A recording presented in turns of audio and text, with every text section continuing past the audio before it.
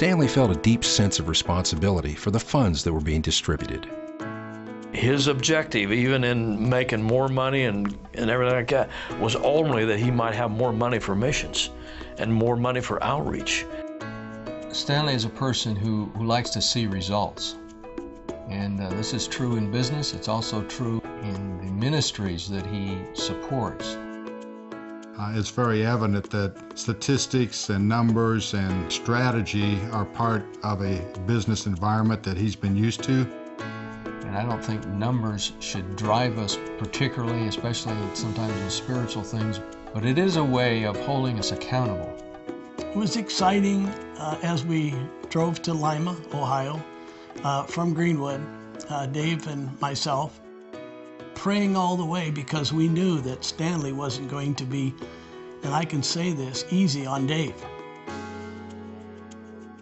I would have sent him the budget ahead of time, and he would have gone through line by line, and the smallest little detail sometimes would be the thing that he would question and pick out. I used to tell him I feel so sorry for you before going to the meeting because he really focused on him.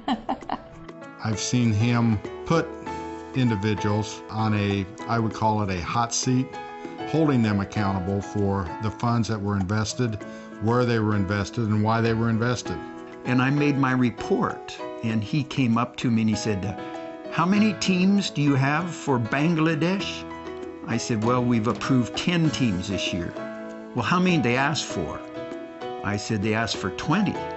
Well, he said, "You need to put the money where the harvest is." He said, "Give them the 20 teams. He's a businessman. He knows how to make money. And if he spends money, he wants it to produce something.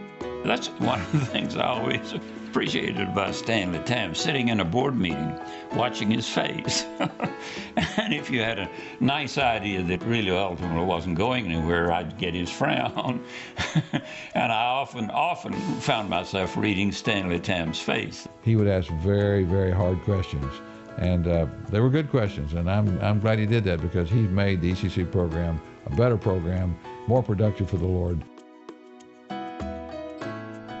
Today, ECC is in over 40 countries around the world, and there are 480 church planting teams at work. Over the past 50 years, since Stanley gave God 100% of the business, over $100 million has been given to support the work of ECC and other Christian organizations all over the world. Since 1963, there have been over 1,161,000 recorded decisions for Christ through this ministry.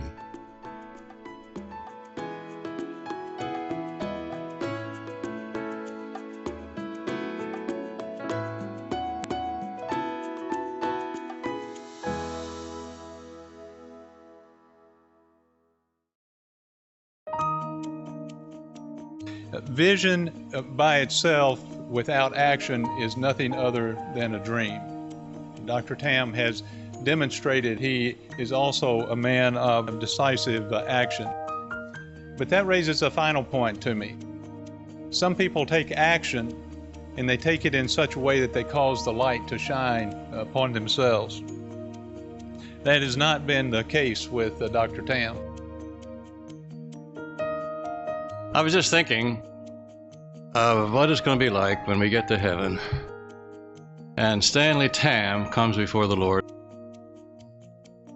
and then God begins to say, "Thank you for being faithful to the call that I've placed upon your life." You know, when Stanley gets to the other side, I believe his crown will be studded with so many stars, diamonds. Of all those people through ECC that we have led to Christ, not we. Because ultimately, all those stars will be Stanley's stars. Can you imagine what would have happened if he hadn't have gone? All of those things that took place and those different countries where he went, those people would not have heard. And today they may not know Christ. God has used one solitary life for the salvation of millions and millions of people around the world. One time I asked him, I said, all these millions of dollars, why do you not keep them? And he said, it's not mine. He said, that money's God's. And I think that money's going to be better spent, taking the gospel all over the world. And I just think of how many business leaders today that don't have that perspective.